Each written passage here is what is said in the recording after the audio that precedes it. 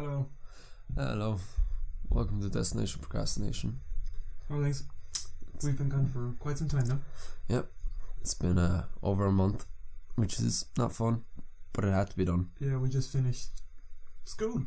Pretty much, Basically, yeah. like we just finished school. We're all done. To all those people who are listening who haven't finished school, it feels no different. Not really. You're like exactly the same, and the crippling anxieties, it's still right there on the surface. Oh yeah, because now you realise you have to enter the real world. Oh no, it's not even that. I just don't feel any different. Yeah. But we're back today. We are back today. We're back today with a video I think is very long overdue. Yeah. And I don't know. Have you seen anyone else doing something like this? Not quite. I'm sure there are a few our people. First fucking piece of original content ever. I don't think so. But so the state of the games industry as of early July, late June, 2018, which dates this video like a motherfucker, but I don't see why that's a problem. Nah. So obviously, on this channel we've been doing a lot of comic book stuff, and the gaming side is obviously taking a massive hit, just as we've had complications with putting up gameplay and all this stuff that I don't want to get into right now. No one buy a Roxxon capture card. Roxio, not Roxxon, that's the oil corporation from Marvel. Yep. A Roxio game capture, they're useless. Get an Elgato like a normal human being. Please do. You're just going to save yourself so much hassle. Roxio, if you're hearing us, you fucking suck. Yeah. But that being said, don't take any legal action. Well, they can't really. It's a personal opinion. It's not a personal opinion, it's fact. It's fucking fact. Pure fact. If your game captures about 7 frames per second, that's shit. Yeah. HD my ass. Then again, it could have been your shitty laptop that's like 18 years old and can't stay on unless it's constantly plugged into a charger. Or your laptop that'll burn up if I turn it on. Right, I have a Mac, okay. Macs don't support anything. Like, whatsoever. It's not my fault. It's Roxio, code for a Mac. Mac, stop being shit. And Elgato, just drop the fucking prices already. Oh, you're gonna watch every Apple fan in the world like, no, you just don't know how to do the workarounds with the Mac. Yeah, you don't know how to get the software you don't have to plug in. You're not partitioning your drive. I tried it, nothing worked. Alright, but so today we decided we'll go back into gaming once again, and obviously talk about the state of the gaming industry as is right now. So there has been a couple of things that have cropped up. Obviously E3 kind of ended, I think, last week, or E3 was, let's just put it out there, people, E3 was unexciting this year. Yeah, I know a lot of people were kind of happy with it, were happy with Microsoft. A couple of good things came out. Yeah, Microsoft's presentation was very good. Microsoft did a good job. I'm a Sony boy, and I will be for the rest of my life. But I have to say, I did watch Microsoft's presentation. I watched the Pro Jared live stream of it, and so it was pretty good actually. I have to say, a lot of it was pretty good. I have to say, I didn't really tune into E3 this year. I did last year, but I don't know. I didn't have an interest. The minute the I made it a point to tune in last year. Yeah. Because this year, because last year I just didn't watch it. Yeah. And I got so pissed off because apparently all the presentations are really good and there was a lot of good shit announced. Yeah. And I was like, I'm doing it this year. And I tuned into most of the live streams. I tuned into the Sony one, the Nintendo one, the Microsoft one, and there was one more I did. I can't remember what one it was. And I don't know, I just wasn't happy with them. Yeah, no, I kind of just waited until other people talked about what happened. So yeah, that was way easier to just Google IGN. I have to say, when that Walmart leak came out with all the games, I didn't pay attention to that though. To be fair, I looked at the list and was like, oh okay, well it still might be speculation, so I'm just not gonna pay attention to it. Anyone can Photoshop a list from Walmart. I thought the same thing too, but I knew it kind of was real because the Rage 2 leak happened from that Walmart thing, and people were like, what the fuck is Rage? And then all of a sudden Bethesda first of all came out with that sort of picture with all the sort of handwritten notes on why the Rage wasn't actually Rage, as in why it looked like a fake. But then of course, surprise surprise, they actually announced it and they confirmed it. So Yeah, they're Like everything that's been on that Walmart list, I think so far has been confirmed since E3.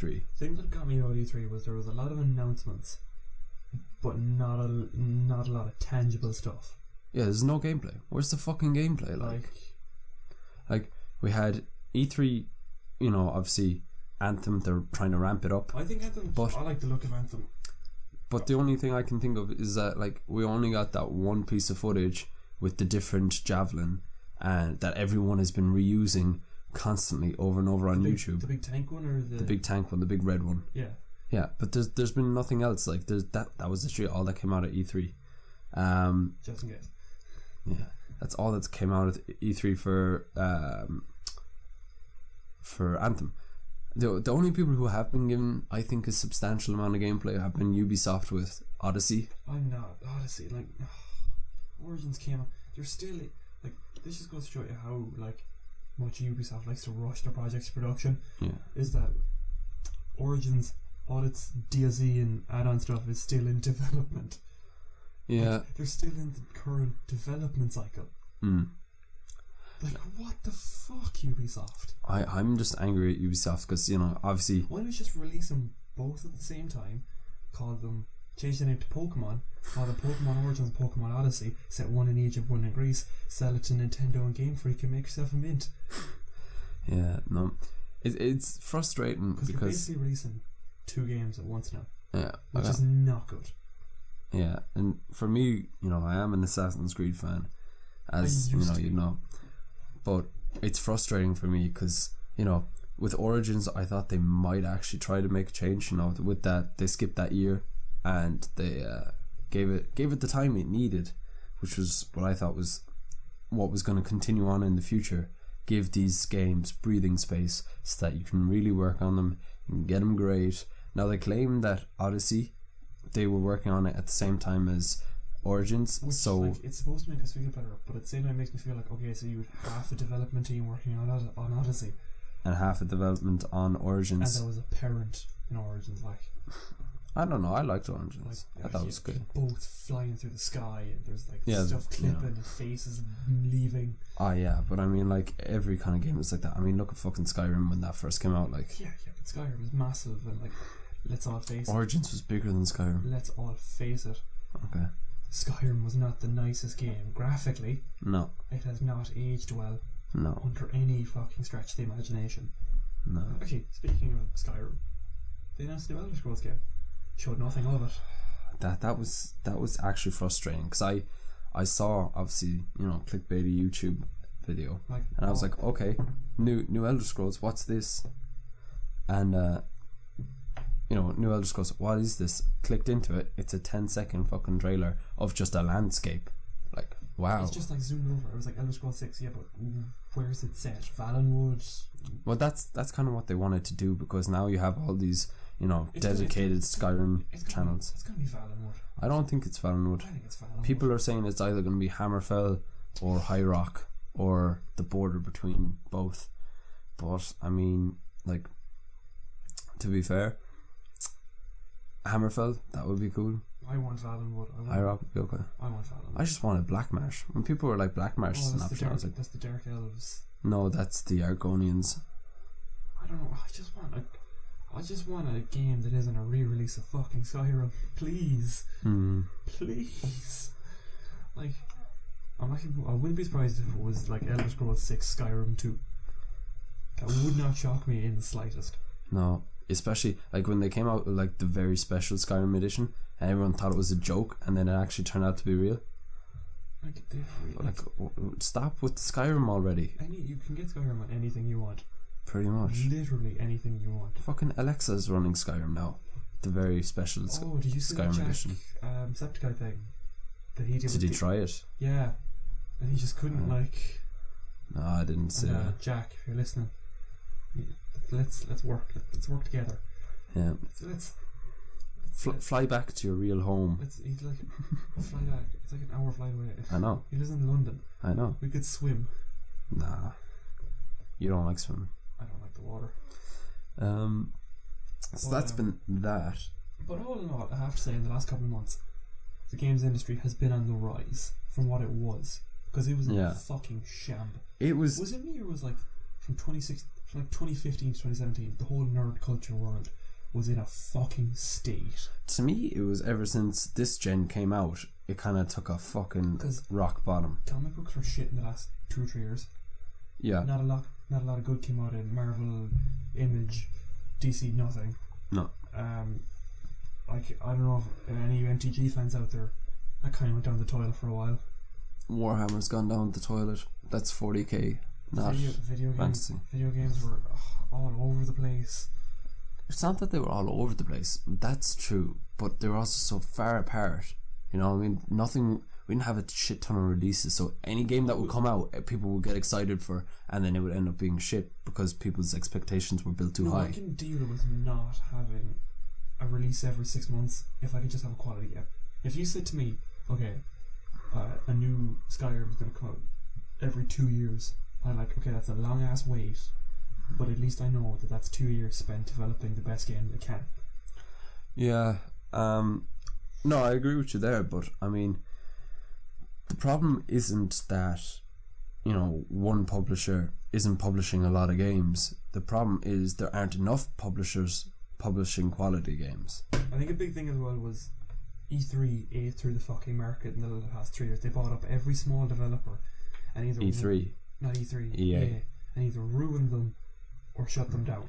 Yeah, the EA have not had a good year. So They like- fucking, you know, the whole thing with they Visceral, They shut down LucasArts, they shut down Visceral.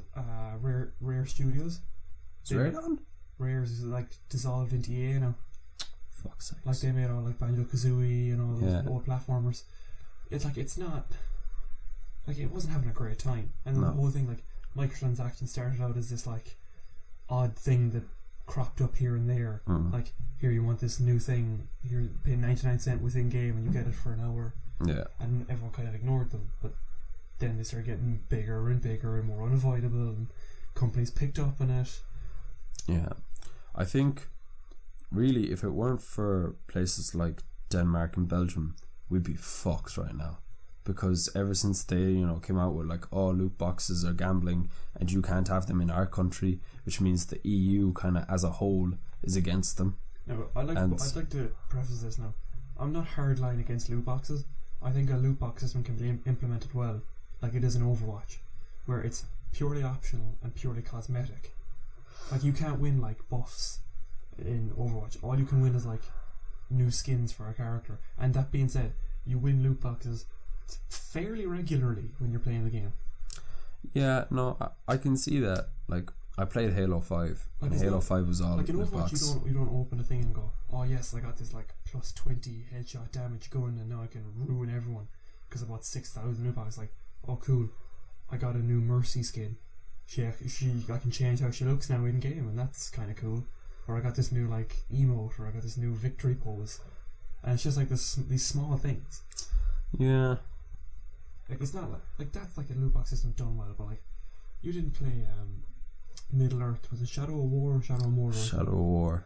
That got gouged out by loot boxes, Yeah. like properly, like, Destroyed. because it didn't even seem like companies were trying to implement them tastefully anymore. No. It was like they were just trying to like fucking just get them in there. But sure, even like, they had to. Did you not see that they changed the character model of the guy who sells you the loot boxes in Shadow of War? They had this orc, and he kind of would be like a sleazy kind of dealer, and you know, dealing loot boxes, but he looks so scummy and all this kind of stuff, and they had to change him, make him look less scummy, because they realized it was affecting, you know, how loot boxes are viewed, essentially, Like, considering he's the market dealer. But I mean, it just, like, for Shadow of War, you didn't get the ending until you had to fight through 20 siege battles, and the only way you could really do that is if you bought legendary orcs out of loot boxes. I know. And like I'm also a big. I like DLC a lot. I like story DLC, but Shadow of Mordor did a bullshit thing where they made the ending like a €10 DLC. Like, you couldn't play the ending unless you bought the ending. I was like, that is so. I paid €59 for this game. I am not fucking spending a tenner to see how it ends. well, you didn't buy it. No, God, no. I just Yeah, looked exactly. I just looked it up on YouTube. But it went from the games industry went from a point where in like 2011 to 2014, loot boxes and microtransactions were completely avoidable and minimal, and the game was totally playable without them. Yeah. To the point where loot boxes and microtransactions, you had to have them, or you just competitively you couldn't make it. Yeah. Like they could lock off bits of the story to you, anything. It got to the point where it was just unavoidable, and like companies knew that. Yeah.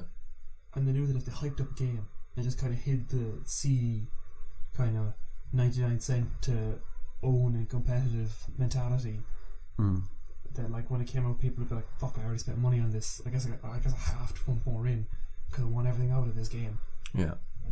And what I don't understand is that Shadow War was a single player game. In my opinion, there's no You should have loot boxes. there's no room. No reason. What are you using loot boxes for? You know, Like if you want to have loot, like if you want to have random loot in a single player game, go for it. Yeah. Make it drop from an enemy. Yeah. Don't make it like fucking you have to go to a shop and spend or keep loot boxes in the game, but give you like the currency you earn in the game, like looting bodies. It's like make that how you buy loot boxes. Like don't like pay a $5 for a gold loot box. Be like, oh, pay 20 gold pieces. You just took off an orc there. Yeah, that's how they do it in Origins. There's this one shop dealer, and what he'll do is he gives you a quest, right? And when you do his quest, he gives you a loot box, right? But you can also buy loot boxes off him. But the way you do it is purely with, well, I think it's purely, it may not be, but mostly the way you could do it is just doing it with the in-game currency. Or have the decency to hide your loot box system. Don't be like Shadow of Mordor, where if you pause the game, it gives you an advertisement for loot boxes. Yeah. Before it even lets you like go into the options menu or like unpause the game or quit it or whatever, it gives you an advertisement for loot boxes. And to me, it was just such a pity that it had to be Lord of the Rings that took the brunt of this. You know, the two of us, like, we're pretty good I like Lord of the Rings fans. Lord of the Rings. I'm a pretty good fan. You know, I've read. Like I think a couple people of books, forgave but it I mean, because they wanted more of the Nemesis system from the first game. Yeah. Which was like mind blowing. It's so good. But like one, it wasn't really expanded on much in the second game, and two, you to just like pay your way through it, which isn't fun. And if you pay your way through it, if you buy your legendary orcs, you're defeating the whole purpose of the Nemesis system. Yeah, like the Nemesis system is that you build up a relationship with your orcs, and in Shadow War, you've a rival, you've a target to work towards. And in Shadow War, you know, like if you didn't maintain that relationship, orcs that were with you can go against you. That was something new that they implemented. They could betray you and stuff. So it just doesn't make any sense that you would buy legendary orcs, and you know, all that time and investment in the relationship you had with your orcs was just completely, you know, undercut by the fact that you could just buy them already at full level. It's like, let's say Pokemon. Okay. It's safe to say that like I'm not weird. I know I'm not weird for this, but when you play a Pokemon game, by the time you got into the Elite Four, you have a serious like bond with those 6 sprites on your screen. Yep. And but like that's because you went out and you caught them, you trained them, and they're level 100 and they're doing all this mad shit. And you're like, yes. Yeah. That you would not get that if the game was like, you can go try and find a Gyarados, or you can pay us €6 and we'll give you a level 99 Gyarados. Yeah. You wouldn't have that same level of attachment. Well, you say that, it but kind of defeat the purpose of the whole game. they kind of have done that with the whole trading system. What do you mean? You know, you could trade Pokemon as well, so you wouldn't have to find that Pokemon. You just but like give it. Yeah, but like trading is established in the world, and like trading isn't like, you know, you just get something. You have to give away something first. Like you're not gonna get like if you go, I want a level 100 Rayquaza, you can't just give away like your Pidgey you caught in Route 1. You have to. They'll be like, okay, but I want some good shit off you. I want like the best thing you have for this. It's you lose something, and it's not like Pokemon like introduced trading in the last 2 years. It's been there since the first game, when you had to connect Game Boys with the small like Ethernet cable. Yeah. So like it's not and even then like most people use the trading for the competitive play. Yeah. Like not the storyline. Yeah. I don't know. You know, so that's loot boxes, I suppose, out of the way. I suppose we have our own version now of gaming drama. You know, the whole YouTube drama. You know, cue the Keemstar drama alert, because we have to the news. drama alert. Is that how he does it? I've never actually watched an episode of Drama Alert. I've never seen him. I just keep hearing, you know, just that he's an asshole. well that, and just the little cuts of him going drama alert. But you know, we now are in the age of battle royales, and it's coming to an end though. It is coming to an end. Rapidly declining. Yeah, because I think PUBG is going to be gone pretty soon. Oh god, yeah. No, because not because it's a bad game or anything. Like PUBG is the original, like it's the OG. Yeah. But like they're suing Fortnite, their biggest competitor, to try and get rid of them, and that kind of thing does not come without backlash. No.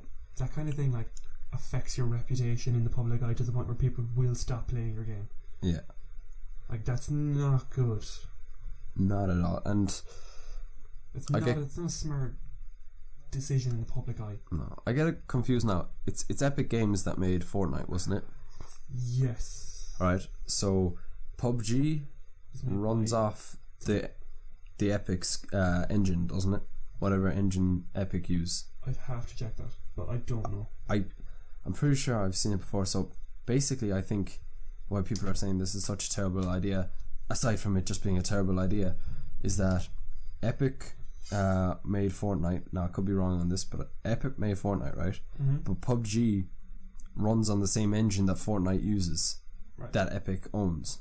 Yes. So essentially, what you're doing is you're the little guy bullying the bigger guy who's giving you a handout, you know, to make the same fucking game. Like, in my opinion, they are the same game. Now I'll do my research. If I'm wrong about this, we'll cut this out, obviously, because I do have to say though, I think that Fortnite wouldn't be half the competitor it is if it was at the same price point as PUBG. Yeah. If like, what's PUBG? Well, €30. PUBG is €30, but I think Fortnite full is like 60. Yeah, but no one plays the full version because you get the battle royale version for free.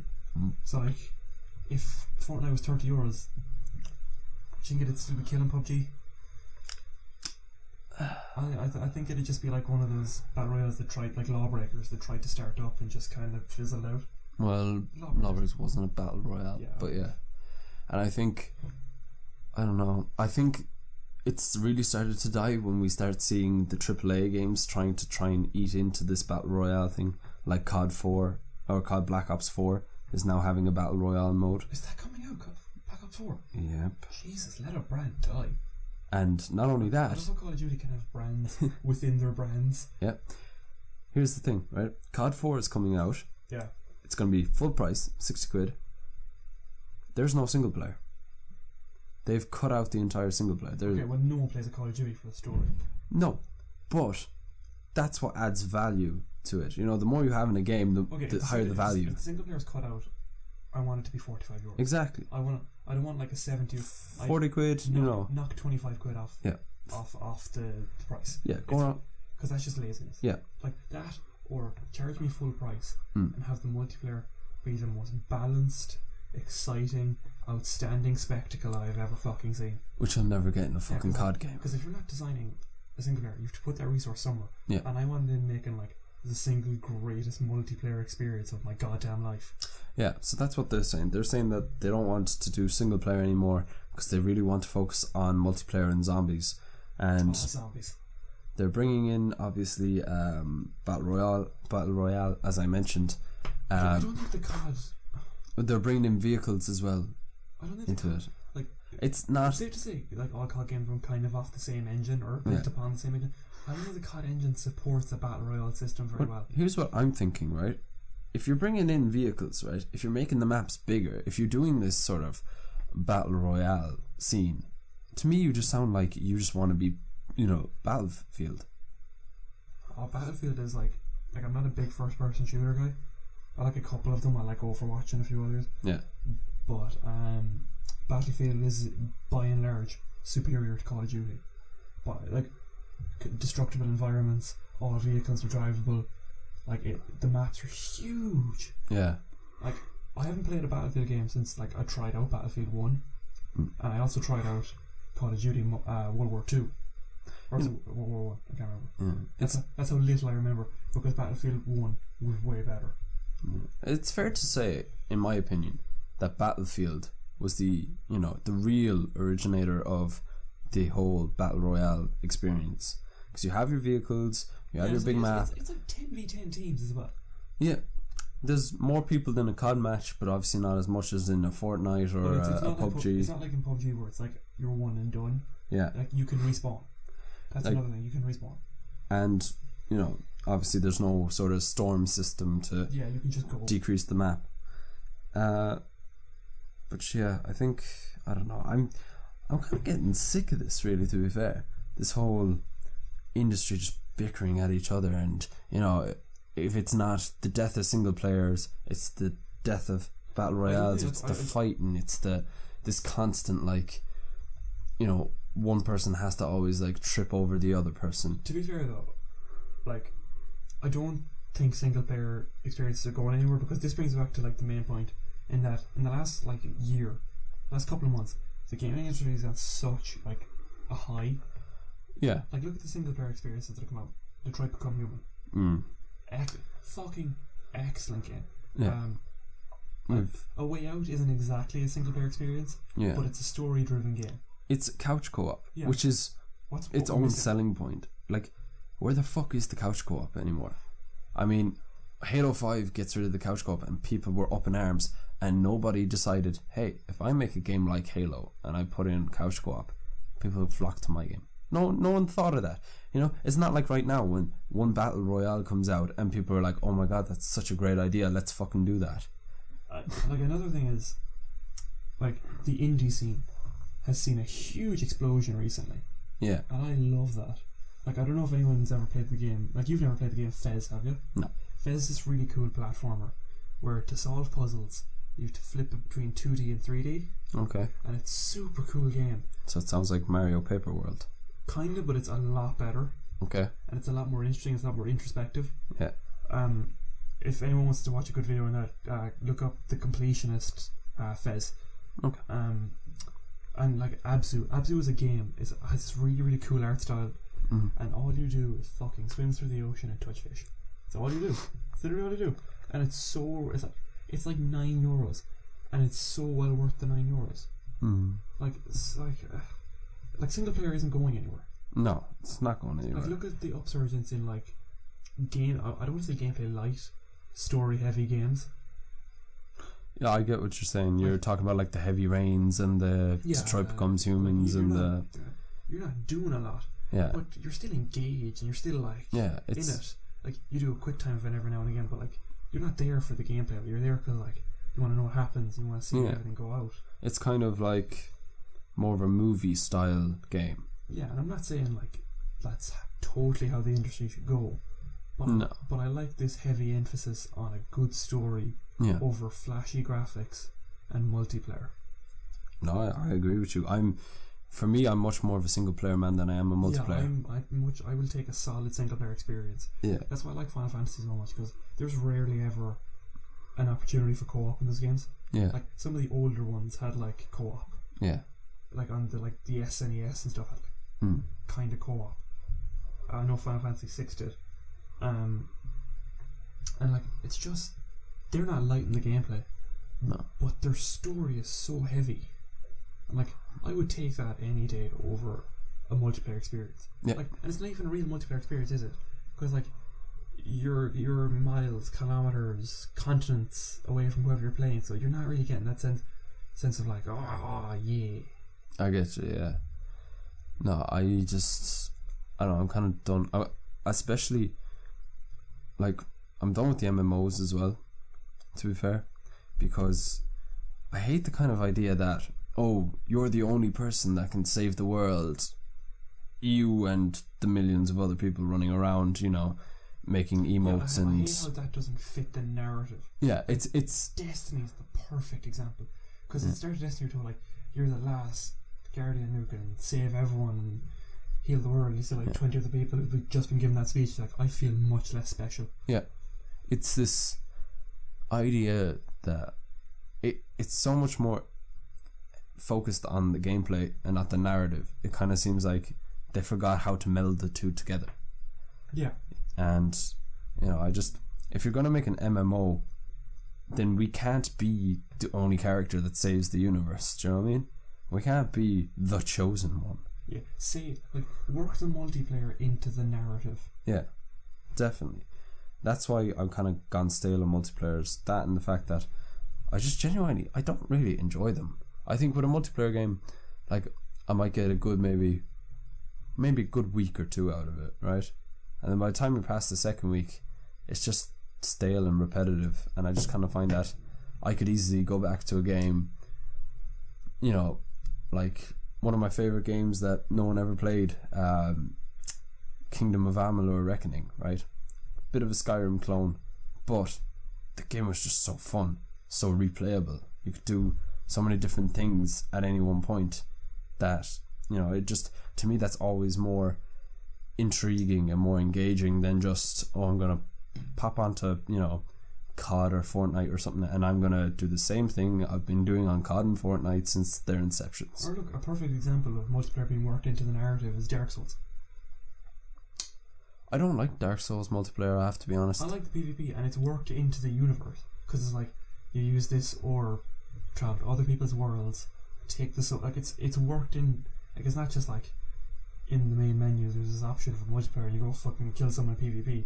It's like you have to find a specific item from a specific NPC, and he'll tell you to invade other worlds, and you have to join a covenant to make it worthwhile invading other worlds. It's like it's worked in there, and it's totally avoidable. Yeah. Like, if you don't want to do PvP in Dark Souls, you do not have to. You can set it to offline mode and make sure you never get invaded, and you never summon anyone. Like, it's so perfectly worked in there. Yeah, no. Like, the same, did you see From Software's new announcement? That they're making that Japanese kind of style game. Sekiro Shadows Die Twice. Yeah. It's been reported that the invasion in that is going to work, and rather than you just go into the world and hit them, you take over the body of, like, an NPC enemy. Okay. And you play as that enemy. So that kind of reminds me a bit of the Watchdog kind of invasion system, where if you wanted to invade someone's world, you would actually look to them like a regular NPC, and you would have to act and walk like the regular NPCs to not throw the main character off. And if the main person, spotted you, then, if he comes down and if he killed you, then obviously you didn't get any loot or stuff because you failed. That's kind of how that looks like to me. No, it's like doing a wander around the world of Dark Souls. Yeah. And there's just like an enemy. Yeah. Like a foot soldier with a spear and a shield. Okay. You randomly get put into the nearest enemy closest to them. So like, if they're fighting like some really tough bastard, like, you can be that tough bastard, and they'll never know. It doesn't tell them. They'll never ever know. Okay. It's just, I think that's so cool. That is a good idea. Like, it makes the multiplayer like literally part of the story. Any enemy you're fighting, you're going, oh fuck, this guy's tough. Yeah. It's just because it's like another player. That is interesting. The one thing though is that's just what's been reported now. That kind of brings that's a good idea, because obviously then I imagine different enemies will play differently as you possess them. Yeah, I don't know if there's like a set list of which enemies you can take over, or if it's any or like.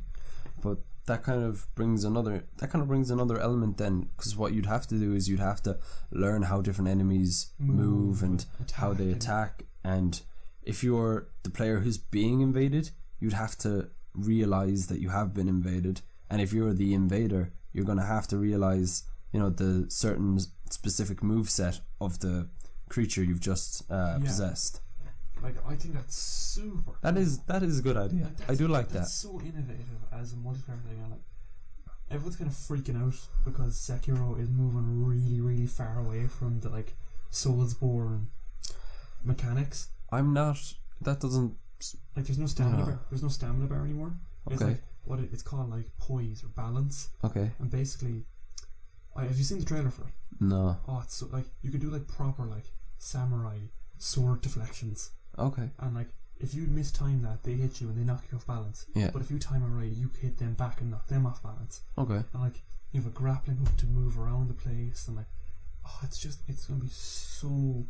Like everyone's panicking because it's moving away from like the Souls formula, but like it's not a bad thing. No. I think at this stage, From Software have earned our trust enough to have a bit of innovation and a bit of wiggle. Yeah, I think at this stage, like From Software need to do something different because like you can't have Dark Souls 4. like I know you like Bloodborne and Dark Souls separately, but could you say like Bloodborne is, you know, a slightly well, I don't know how to word this, but it's kind of just like Dark Souls with a different skin. I understand where you're coming. You've never played Bloodborne. No, I haven't. I can see why you'd say that as from an outsider's perspective. Yeah. But thematically and kind of mechanically, yeah, it's quite different to Dark Souls. Okay. Like it's a lot faster. Mm-hmm. You don't roll. Yeah. And you don't have shields. You just kind of dash around the place in like a little hop. Okay. And all your weapons are really light. And you've a gun, and you've a lot more healing items, and it's the equipment and all. It's all like mechanically, it's very different. But I can see where you're coming from, saying it is very similar. Yeah. But like at the same time, it's similar yet different. Okay. I know that's not a good way to put it, but it's the only way I can. Yeah. No. I get that. But Sekiro was like, it's not even similar. Yeah. But From Software did say like they're trying to make this the hardest game they've ever made. That's so, good. Like, you're not losing the difficulty that you know them for. Yeah. You're just like playing a different game. Yeah, no, that's, you know, difficulty in games is something we've tried to talk about. Obviously, that video kind of failed. It's not a bad thing. As in, it didn't get published, but, you know, we both agree that difficulty in games is not a bad thing and actually should be more forthcoming. Like, you can go overboard. There's such things like just shoehorning difficulty in for the sake of it. Mm. Like, you can't just like ramp up the difficulty out of nowhere and freak people out. You have to kind of like, has to be a curve. I don't think it has to be a curve. I think there just needs to be like when you start a game, there needs to be like the set standard. So for example, like you knew when you got into Dark Souls 1, when you first fight that prison demon, I can't remember what he means, but when you saw like the trickery of him, how if you didn't land that falling attack, he would just come up and smack down the ledge. He was the easiest boss in the world. I'm saying, like, can you imagine everybody who started off playing Dark Souls, right, when it very first came out? That kind of shit was mind-blowing. He had like 2 moves. He swung his club, and then he swung his club in the opposite direction. Yeah, but if he hit you, he'd fucking wreck your health. Like. Yeah, but like you were given a shield and a sword before you fought him. Yeah, but like you got to think about when Dark Souls came out. You know, at that time, that kind of shit wasn't done before. You know, it set a standard. Like, I'm not a fan of like difficulty spikes. I'm not a fan of it being like a flat line and then like a mountain difficulty and then like a flat line and then a little bit later a fucking mountain. I like it to be either like a consistent level with slightly harder bits that test all the things you've learned up to that point, or have it be consistently challenging all the way around. Don't just make it like super easy and then fucking impossible. And it's super easy for one, and then fucking impossible again. That's kind of what boss battles are supposed to do. They have to. No, because like if you ever tried to get into a boss in Dark Souls, it's fucking just as hard as getting to it's just as hard as the boss. Like, Jesus Christ. It's like trekking through mud. You're just like slowly dragging yourself there, and you're like, you've one Estus flask, and you're just like you're just like hanging off your bed, like, I can't, I'm actually afraid. Like, but yeah, all in all, like the general state of the video game industry is it's not bad at the moment. Like, no, it's a lot better. I think it's getting a lot better not ever since, but it's continually to get better, you know, because as we've found out, you know, Phil Spencer has announced that there will be a next generation and they're making it for the Xbox, and I think people are so relieved because I think this generation was just such a fucking shambles that we just need to get out of it as soon as possible. A lot of good games did come out for this generation. They did come out. A lot of good games came out. But, you know, when you put the good games in ratio to the bad games, or, you know... But, like, that's any generation, like... No, I've a feeling... I think the 360 generation was so much more... Wow, like, anything, like, it's much easier to make much easier to make something shit than something good. I understand that, but what I'm saying is that I just, from everything from at launch of this generation to its end, I feel like it's just been a shit show. I think the 360 I think that's Xbox generation. To be fair, Xbox has had a much rougher generation than PS4 has. Oh, by far. Like, your sales haven't been fantastic. You've had like 3 exclusives. No, I completely agree with you. Now, obviously, me personally, I don't like the idea of exclusives because I like them at the start. I like when a new console comes out. I like that it has the option of having a game that it's just for that console.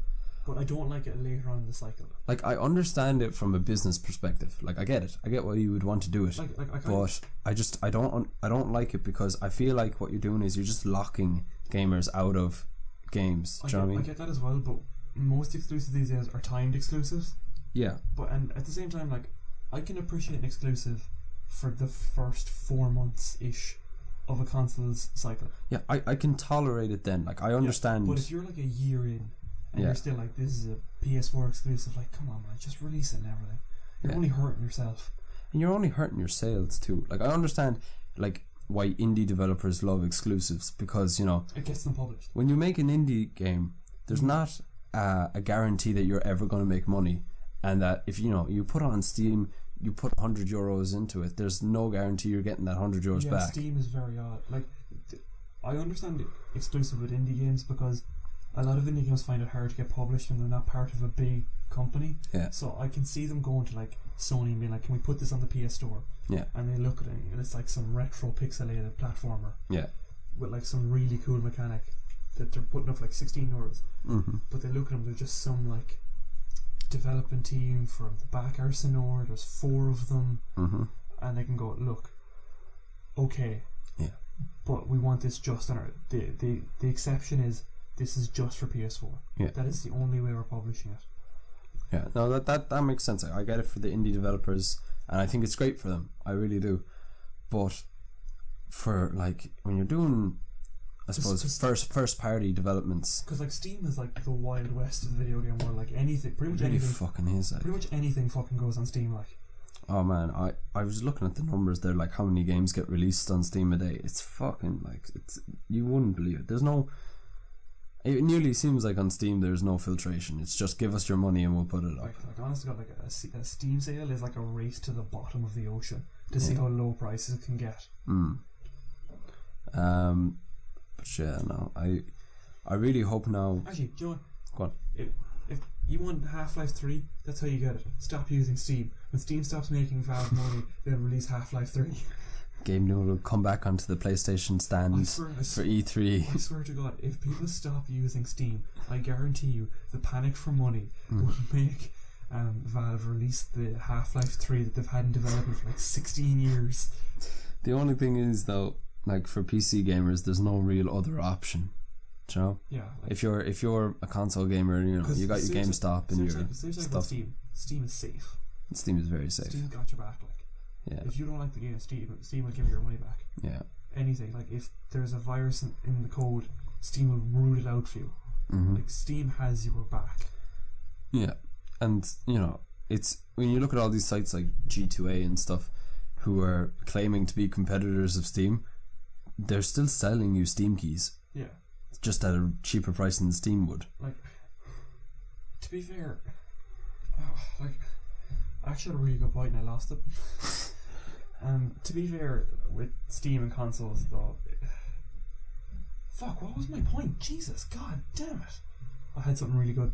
Did you? I had something so good. Yeah. I had something so good. You're going to put it in the description when you think of it now. I can't remember if it was in defense of Steam or in defense of consoles. It was in defense of one of them. I mean, and I can't remember which one. You could say like the Xbox Game Pass is like the new Steam.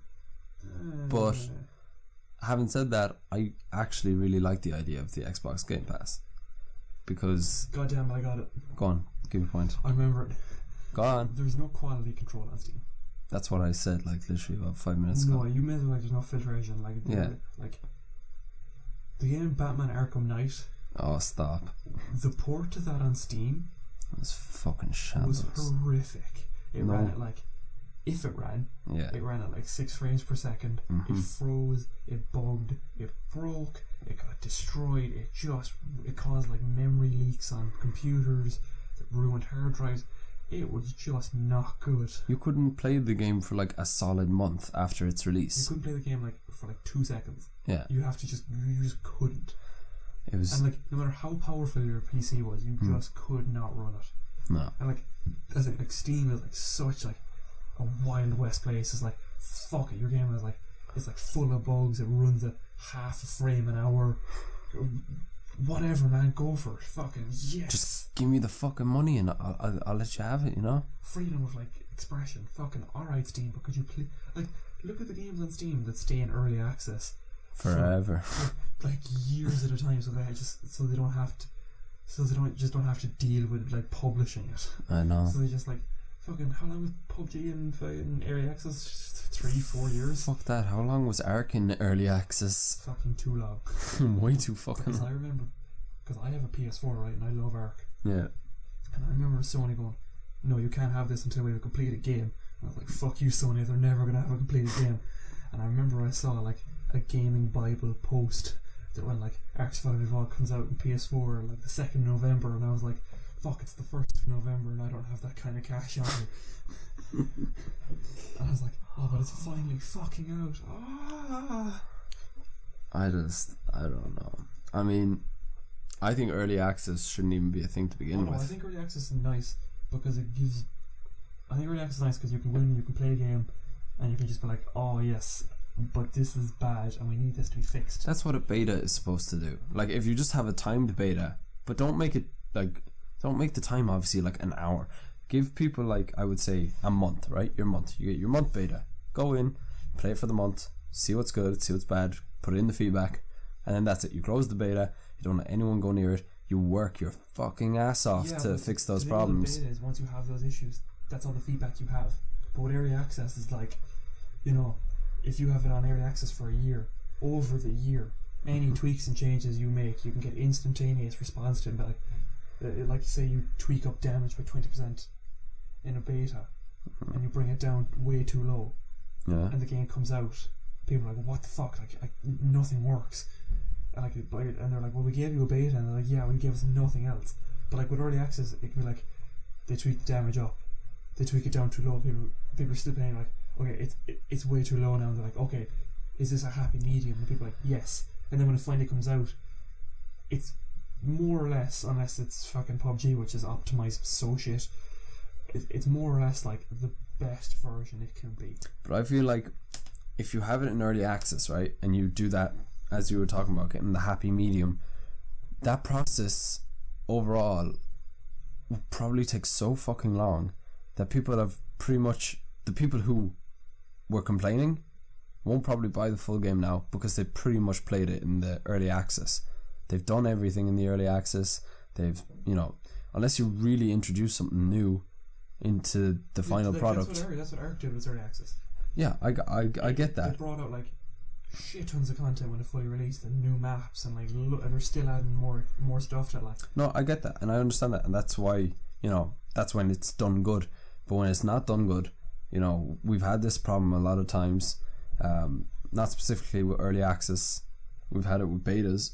You know, like I think Halo 5 kind of comes to mind, where the beta came out and people had problems with it, and they felt like they played the whole game then once the final product got released. May not have been Halo 5. That's just the first thing that kind of pops into my head. I mean, like early access feels like it's just development health cycle. You know, I don't think it's that. I think it's like, I would like early access more than demos and betas. I would like, because consoles don't do early access generally. Not early access. They do betas They do and betas, stuff. but I would like if like a new game was coming out and the developer's like, "Okay, this is in early access for 6 months. You've got the first 10% of the game to play in early access. Tell us if any shit goes wrong, like horribly, over the next 6 months. Just like we'll leave like an option in the pause menu that says like report." I would much prefer that to a beta, because like when it comes to a beta, you have to like go on Twitter or like tweet at them and be like, "Hey, this is fucked." this Yeah. part of the game like absolutely does not work. Like I would much prefer consoles start doing early access and just scrap the idea of a beta altogether. What's frustrating to me is you look at a company like Nintendo, right, whose QA system is so fucking fantastic that they don't actually need betas and early access and stuff. They can just release a game and the game works fine. Your Super Mario's, your Mario Karts, your Zeldas, whatever. Whenever. Hold on now, Zeldas weren't the best for a while, okay? From like Skyward Sword until Breath of the Wild, it was a pretty iffy fucking territory. Okay, right, but that's like what, one bad egg in a basket. Like, do you know what I mean? Just everything that came out worked, but aside from Zelda's. The reason for that is all Nintendo stuff is first party. It's in house. Like other consoles don't have that luxury. Like, no, but like, say for example, I mentioned like Halo 5 having problems. Maybe it wasn't Halo 5. I'm pretty sure it was though. Like, that's a first party. That kind of shit shouldn't happen. Wait, is Microsoft in charge of Halo? 343 is, but Microsoft owned 343. Yeah, but like at the same time, Nintendo is like, it has a reputation to uphold. It was the first like gaming company. Yeah. It's like it has put out shitty games. Jesus Christ, has it? But like, it's all in house and it's all monitored so closely, and like, they rarely use third party stuff. The Switch is using a lot of third party stuff. It's getting a lot of stuff imported into it. It's getting a lot of people making stuff for it. Do you ever look at the bottom of like a Switch or DS or 3DS car box and see that little golden circle in the bottom corner? Yeah. That is a seal of approval. That means a Nintendo developer has combed through the fucker, looked at it, and gone, right, this is good enough to have our name to it. Yeah. Well, why can't that just be an industry standard? Because look at Sony. We'll just take Sony for an example. Okay. Like, Nintendo only make video games. Yeah. On Nintendo, sorry. Yeah. Yes. Sony don't. No. Sony do lots of shit. A lot of shit. Sony, I don't think, has the resources or the time to comb through a game and go, or like, it's competing with Nintendo and Microsoft. I don't think it has the luxury of going, no, you can't release this, it's not up to shop. I don't think they have that luxury. Because like, if they went like, I think like, if it got out that Sony's like had started upping their started like Nintendoizing their quality control. Okay. I think every developer would just go to Microsoft and go, do you want a fuck ton of exclusives for the next 4 years? And Sony would, like, I don't think they have to look like Nintendo does, because Nintendo has that status. Okay. Like, Nintendo has that status of like if you're getting it from Nintendo, you're getting the best you can get. It is like cream of the crop. It is the best stuff. I'm not like, it sounds like I'm talking about heroin, but still. Yeah. But look at it. Look. What would you say that Microsoft's top competitor is? Sony. Who's Sony's top competitor? Microsoft. And we saw Microsoft take one slip at the start of the Xbox One, and they have not recovered from it. No. Meanwhile, Nintendo, this outlier who everyone just knows is good. Yeah. Like, I don't think that Microsoft or Sony could implement something like that, because it would just be like, it'd just kill them. It'd give such a boost to their competitor. I don't know, like, okay, you're saying that Microsoft and Sony don't have the resources. I'd say that's bullshit, because Nintendo, as you said, is solely a games company, right? But Sony and Microsoft are pulling in so much revenue from so many different outlets. Microsoft is like king of the PC realm, and you've got Sony who make, their TVs and their speakers and their sound systems, and keep going. And that's what they're focusing on. I'm not saying they don't have the resources and they don't have the money. I mean, they don't have the resources and they don't have the executives and the managers and the people to spare on something like that. But that's what money gives you. Do you know what I mean? I feel like if you just put more into the sort of if they just focused a bit more on the gaming industry, right? Because that is such a constant flow of income for them, right? You can make the best TV in the world that costs like 20 grand, and not a lot of people are going to buy it. But you could make the PlayStation, make your games, have your developers come in, make the games and sell that, and all of a sudden you're making a much more steady, streamlined amount of cash. So why would you not want to focus in on that and bring in, people who know their shit and people who can dig through these games to make sure they're the best, because the best games usually sell the best, as in, if you have a really high quality game, obviously now we've got social media influencers, we've got YouTubers like you and me, and we hype the games up that we love and we destroy the games that we hate, and that affects the sales of the overall games, and in turn it affects the sales of the overall market. When Microsoft came out with the Xbox One and they said it was going to be always online, they said it was going to be DRM heavy as fuck, and then Sony were like, actually we're not doing any of that shit, that's just weird. Like, everyone on YouTube was routing for Sony then. Everyone was shitting on Microsoft. And what happened then? We saw a massive spike, because I don't know if you remember, but I do. The sales for the Xbox One at the beginning were much higher than sales for PS4. That changed very fucking rapidly. That changed almost immediately when people found out that it had to be always online. It was DRM heavy as fuck. You couldn't share games. Does your Xbox have to be constantly connected to the internet to work? No, not anymore. They went back on all of that shit. They changed their minds, but it doesn't matter because they put that forth. The internet got it, essentially. YouTube got it. We all destroyed Microsoft for it. We praised Sony to high heavens for not doing any of that shit, and then the sales switched, and they switched permanently, pretty much. Okay, but look at it like this for the testing, like the quality control. You're saying like Nintendo-wise, all quality control across all platforms. I'm not saying Nintendo-wise. What I'm saying is just stricter. Yeah, what I'm saying is, but don't, okay, so if you're Microsoft, right, and you've got another developer making a game on your Xbox One, right, you're not the first party developer, right?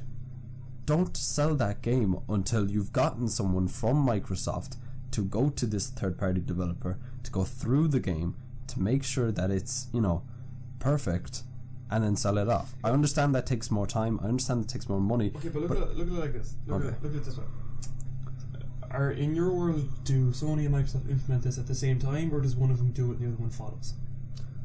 One follows. Okay, so we'll say Sony implements this, and Sony goes, lads, we're really cracking down on the quality control.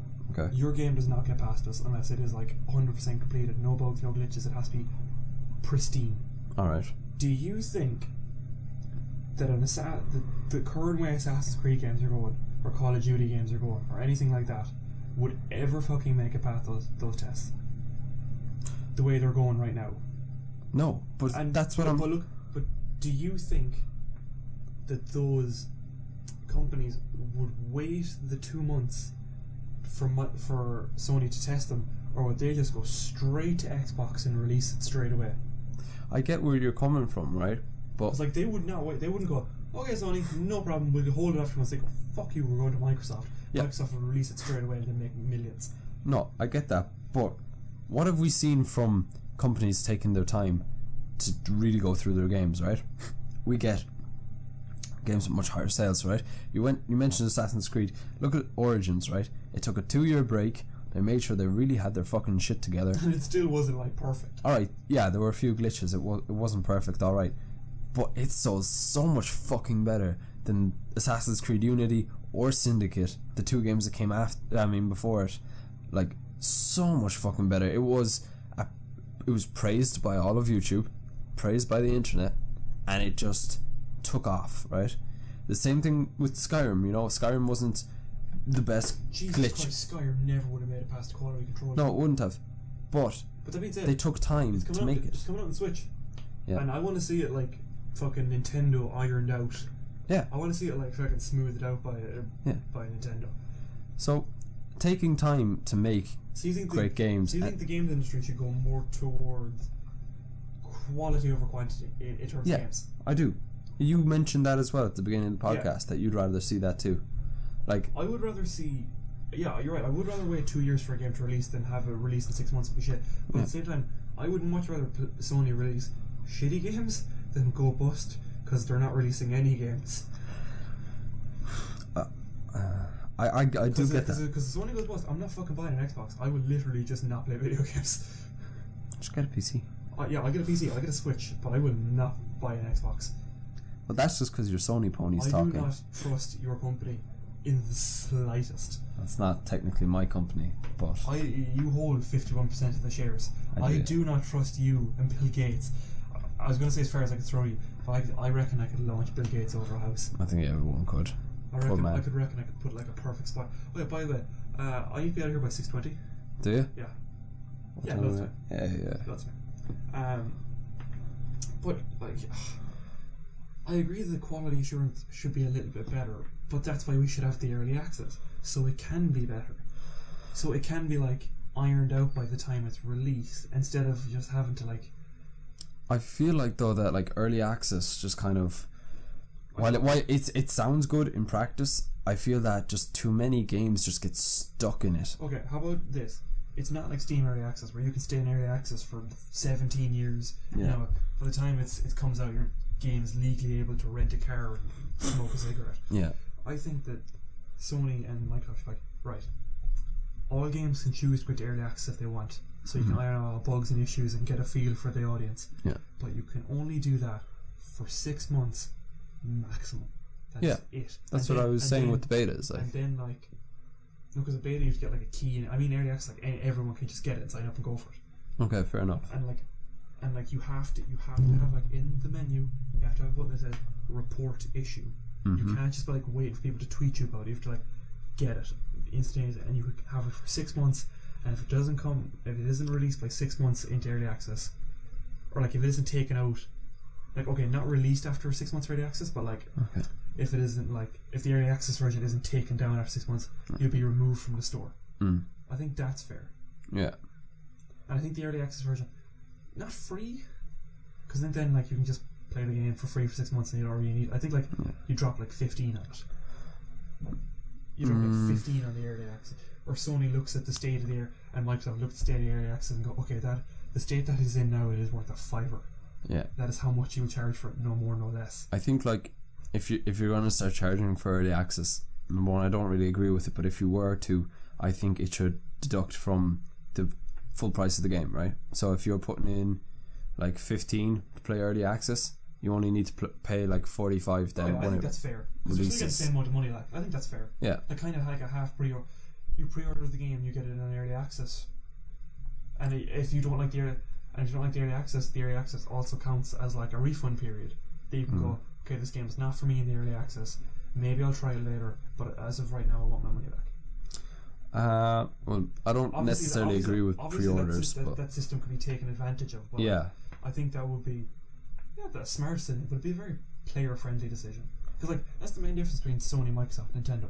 Sony and Microsoft are businesses. Yeah, they're like made up of executives and old Japanese men. Sony is anyways. Yeah. But Nintendo is a company of video gamers and developers and artists and like kids who never grew up. Yes, they've made some shitty business practices in the past. Like Nintendo have made some pretty shitty business practices. Like look at the Wii U. Wii U. No one even knew it came out. Yeah.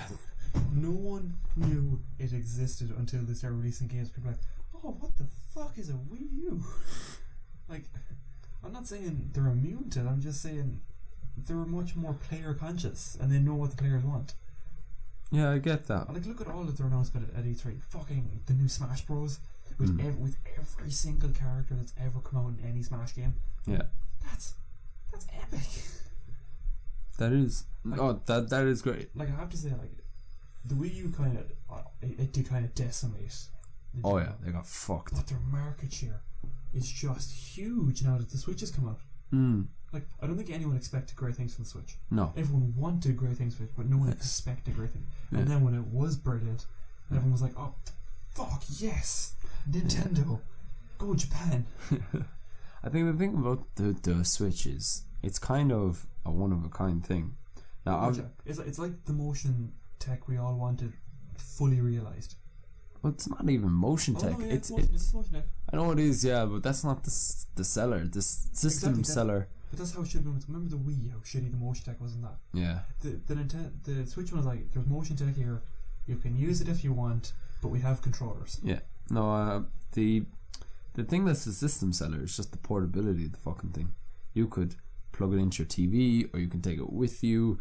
And I think it's like, the fact that like, look at like every game that's come out so far has been stellar. Yeah. Breath of the Wild, Mario Odyssey. The 2 new Pokemon games coming out for it are going to be so good. Well, we hope. No, like Pokemon Let's Go Pikachu and Let's Go Eevee are going to be unreal. Like, wait, are you Pokemon Let's Go Pikachu or Let's Go Eevee? I haven't paid attention to Pokemon since. I am Let's Go Eevee. Fucking Eevee all the way, people. Favourite evolution is Umbreon, the Dark type one. It's the best one. I like Glaceon, to be fair. Oh, no, I don't like Leafeon or Glaceon. I don't like Leafeon. It's Umbreon or Flareon. Flareon was cool. I liked. What was the electric type? Jolteon. Oh, man. Anyway, we're getting off topic. Yeah. But, like the industry as a whole it's just doing well at the moment.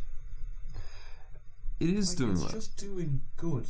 Yeah. Which inevitably means it's going to make a horrible mistake in the next 6 to 8 months that'll ruin it again. Oh yeah, like the thing is, when this next generation comes out, which I'm going to estimate is going to come out maybe within 2 years. I'll give it 2020.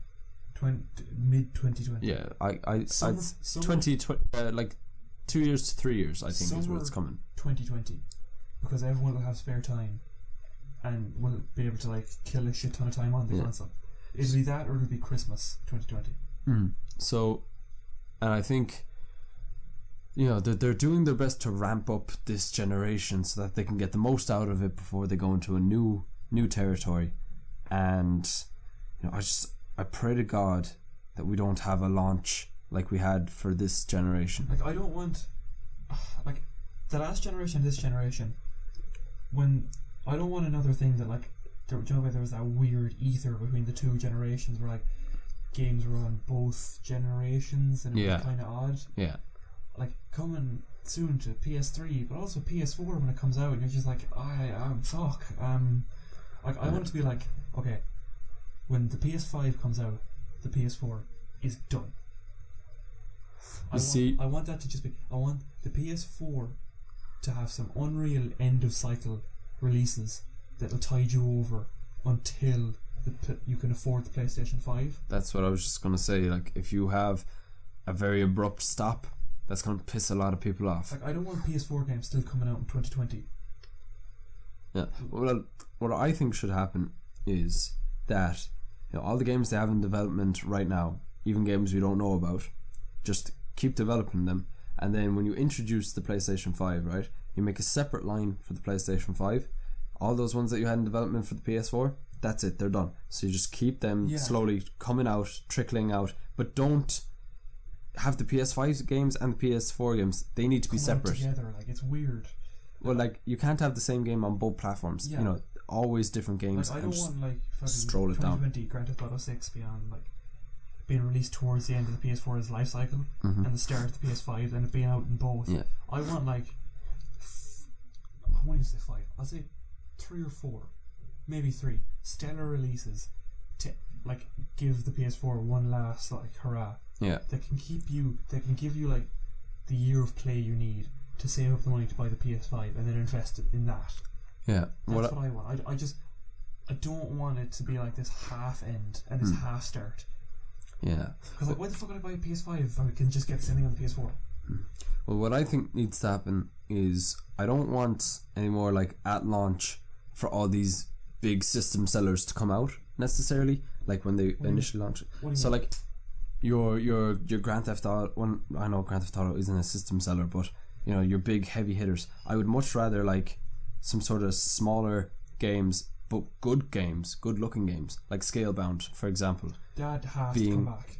Being your main selling line, okay, and then so as people are finishing off the PS4 line, they recently renewed the patent on that, didn't they? I think they did. That would be the perfect launch title. Yeah, that's what I mean. Have launch titles that are not well known, do you know what I mean? Not well established, so that people on the PlayStation 4 or the Xbox One can finish out their games, to completion, be happy with that, and then when you were 4 months maybe into this new cycle, then you go with the heavy hitters, because by that stage people have finished off the games that they wanted to finish, and they don't feel pressured then to have to buy that next generation console to get the next game in line of their favorite game series, like right then at that instant. I understand where you're coming from, but at the same time I think that's necessary to get the ball rolling on people buying, because, like, if the if the PS5 came out and like all the like if there was no God of War for it,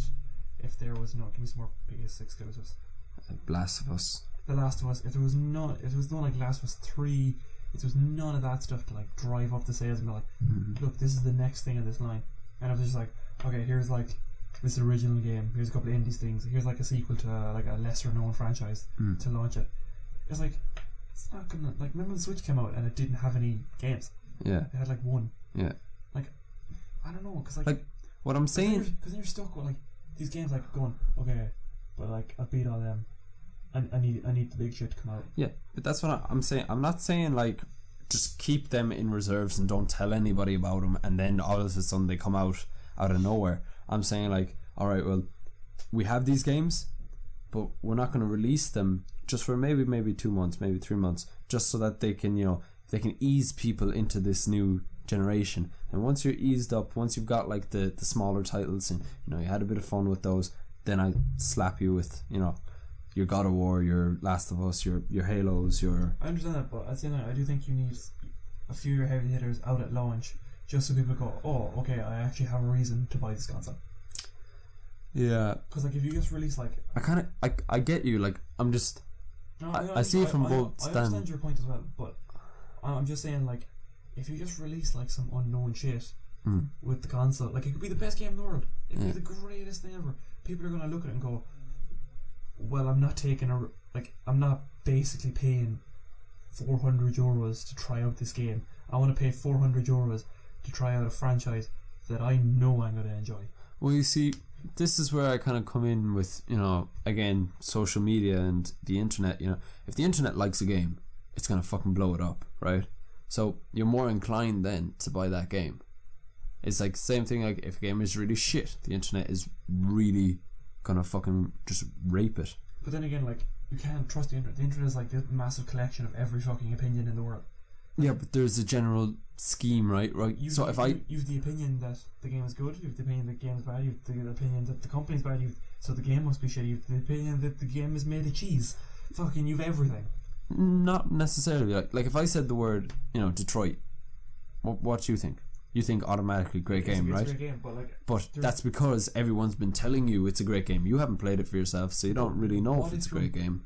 What if you stumble across that 1%? Like, what if someone wanting to play Detroit Become Human? Look, like, okay, they watch the game notes play through of it, they're like, this looks great. Yeah. They watch the completionist review and they're like, this is great. They watch all these things. They watch the Pro Jared video and they're like, this is great. But what if they come across that one guy, that one cynical bastard who's just like, this game is pure dog shit, and they're like, well, it's dog shit. Well, see, That's why you can't trust the internet. You have to. I don't think people do that though, because like okay, for example, if I'm gonna buy a game, right, I don't just go to like one guy I like on YouTube and just whatever his word is God. You know, I would go to multiple reviews, go to multiple people, have a look around, you know, see what other YouTubers are saying, see what YouTubers who necessarily haven't agreed with that guy in the past, see what they're saying. That's the thing, is like, it's get an opinion, see gameplay. It's an opinion, so like by the end you could end up where like 50% of people said this is great, 50% of people said this is pure shit, and you're just like, I have fucking no idea what to do. That's why I think you need like an established, like, it's good, like, you know this, like a God of War. Like, God of War is fucking consistently rock solid. Yeah. Like, that's why I think you need something like a God of War to come out with your console. So you're like, alright, I know that no matter what, I'm going to enjoy myself playing this game. Yeah. Like, you can't have something like Schmigbob came out with the PS5, and you're like, I don't know if I want to pay €500 to play it. You know what I mean? Yeah, I do get you. You kind of need to have just something like a solid foundation to base the console on. I get that. I suppose maybe like I'm not trying to say that have no, you know, I understand like reserving solids. I understand like reserving some of your big games for later on. Yeah. To like keep them playing and have them something to look forward to. Yeah. But I just don't think hold them all back. It can't, like, your sales a tank. No, I probably came out wrong. I don't mean that keep them all. Like, I'm saying keep a bare minimum is what I'm really trying to say. A bare minimum of heavy hitters. at the beginning. I think have one heavy hitter for every genre. You've a heavy hitter RPG, heavy hitter first person shooter, and a heavy hitter sports game. Like, in my opinion, I don't think we're ever going to get ES6 on the Xbox One. Like, that's what PS4 did. Like, it's like its opening games like Shadow Zone, like a Killzone, Shadowfall. That was shit. It wasn't actually that bad. I liked it. Okay. Which is like Killzone's a relatively known series. Okay. Like, that's your shooter handled. Yeah. Give me an RPG that came out with PS4.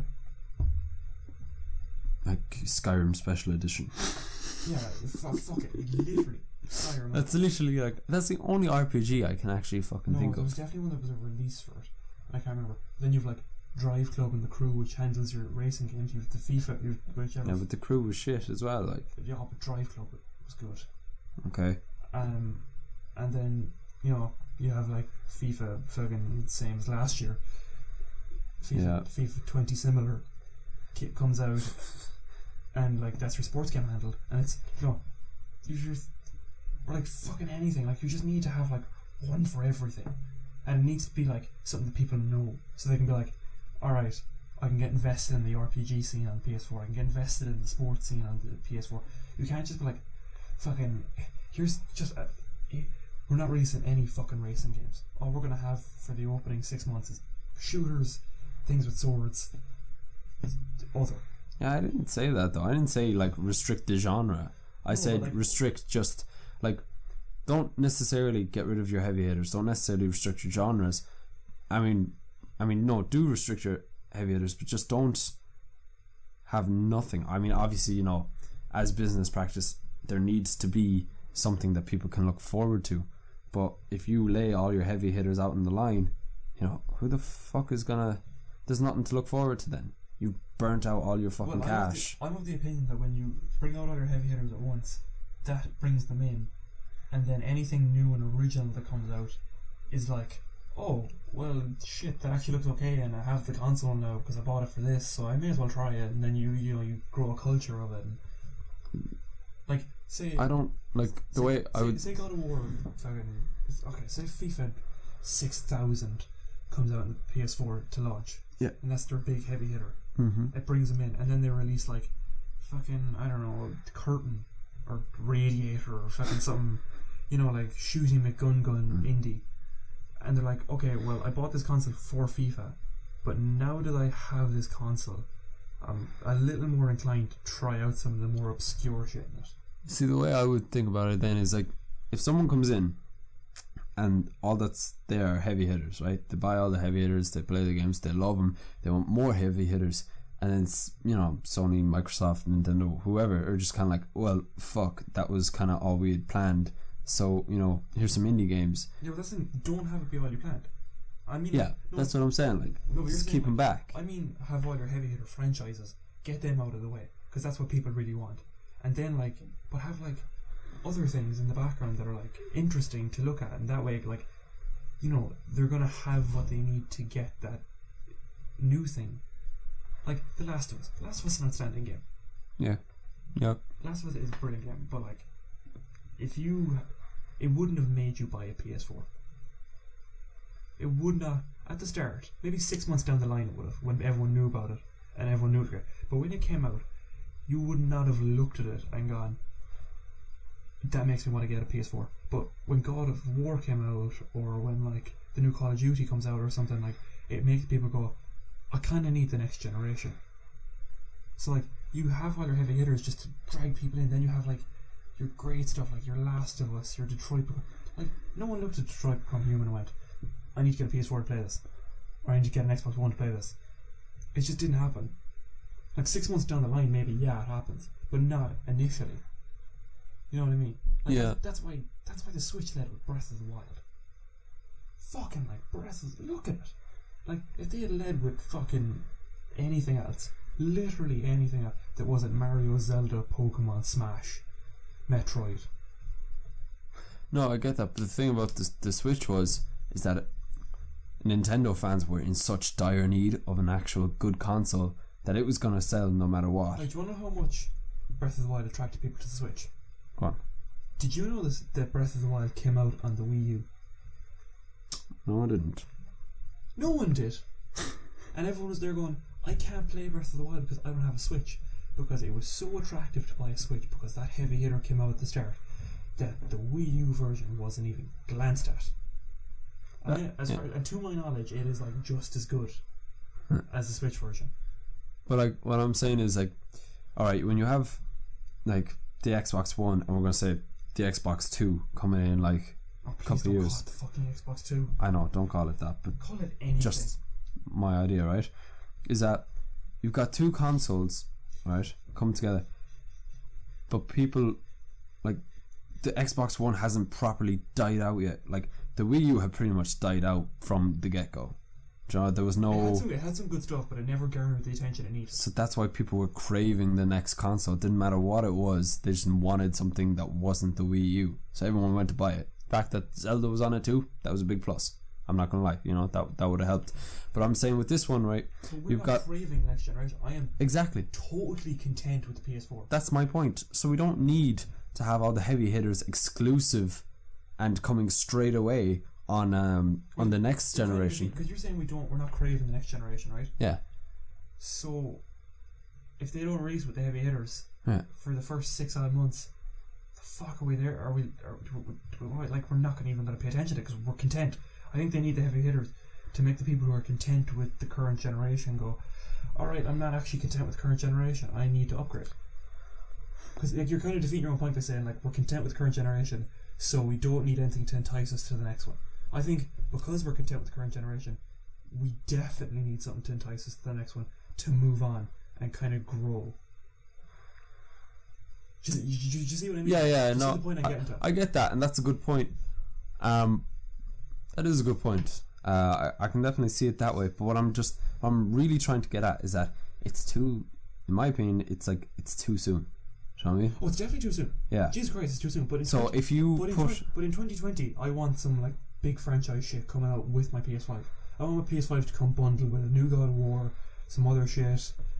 Like in 2020, that's when I want it to come out. I don't want it coming out in fucking December of this year.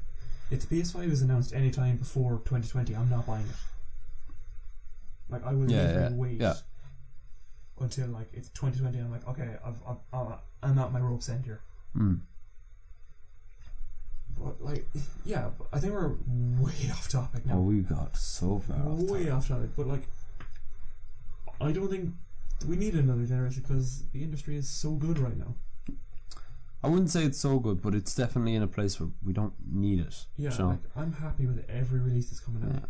And fuck's sakes, if Microsoft try to make a modular system like they were trying to do with the Xbox One, I'd fucking kill them. Oh, what, like you like stick in like a 360 drive and I could play 360 games and stuff like that. Kind of like you'd have your base format, and then let's say every couple of years then they do it like PCs. So here's the thing that gives you better graphics, but you plug it into it. Do you know what I mean? Microsoft. I don't want that. That would literally kill their company. Oh yeah.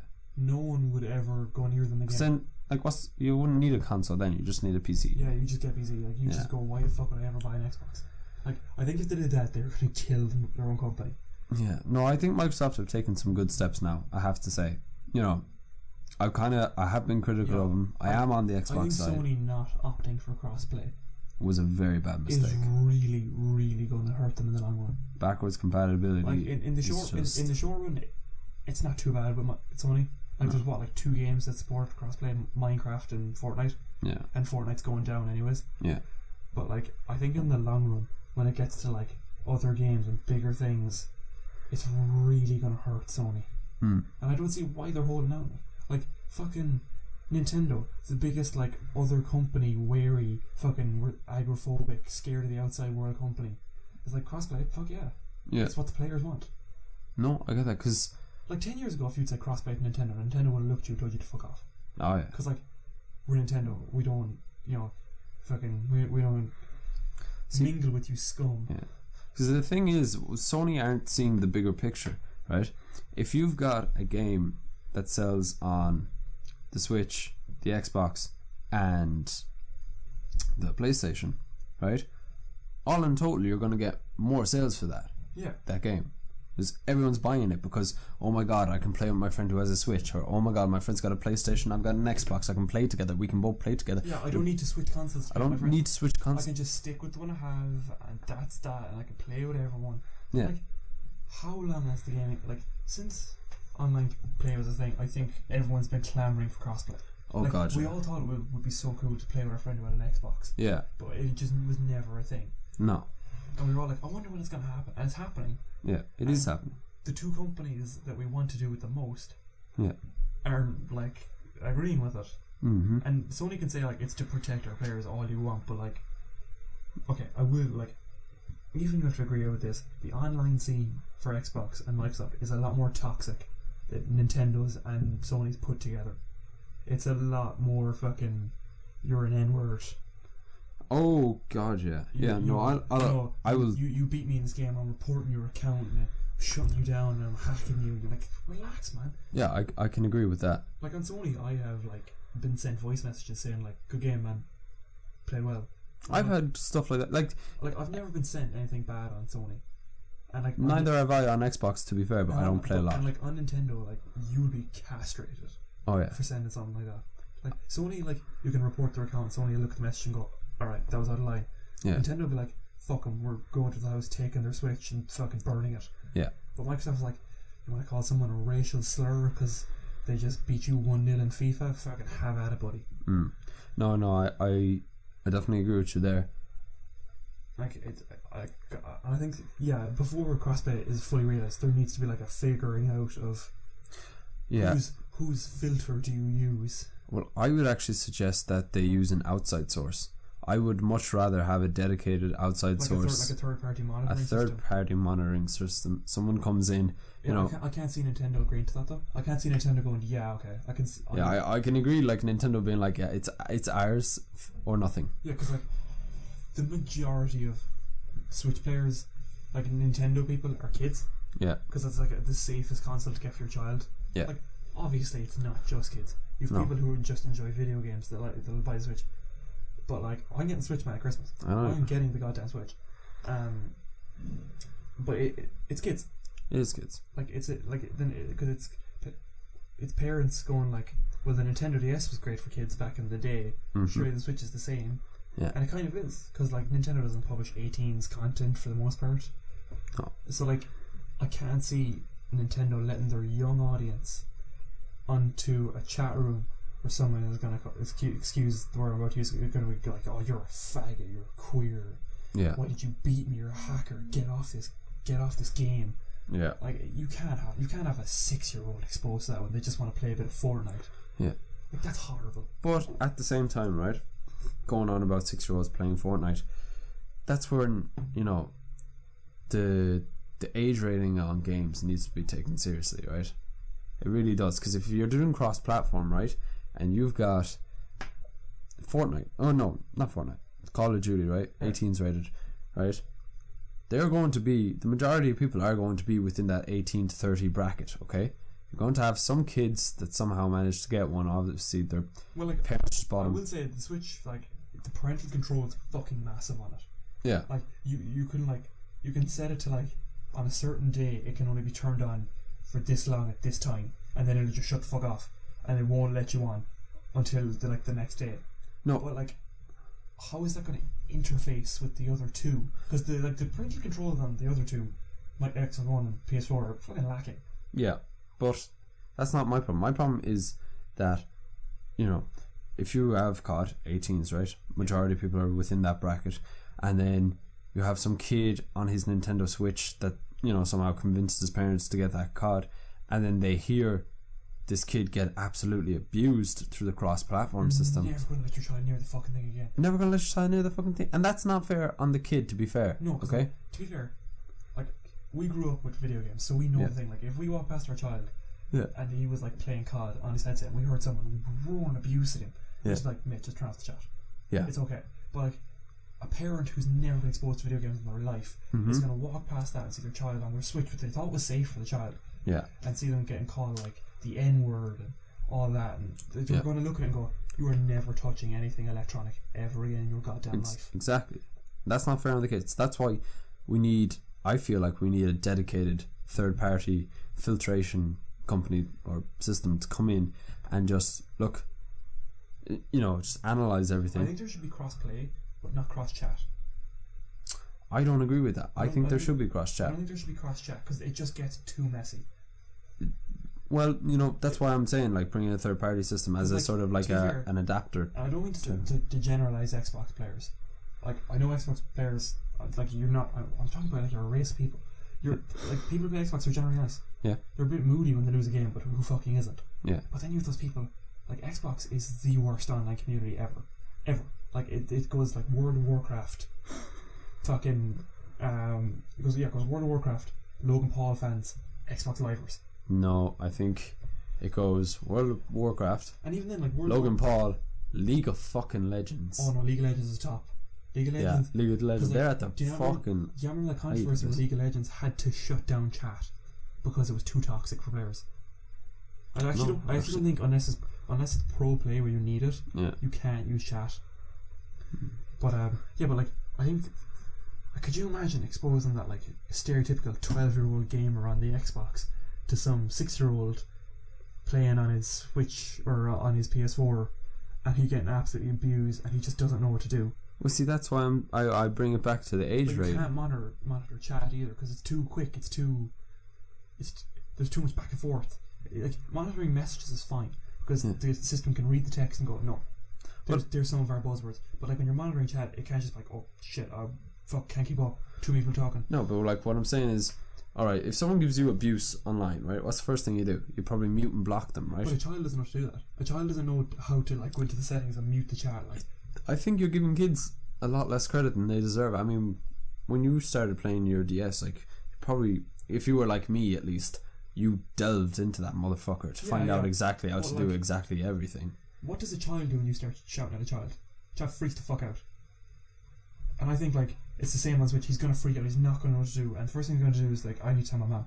And the mum will see it, and the mum will go, "This is being brought to like the charity shop. This is going forever." And the child is like deprived of video games then.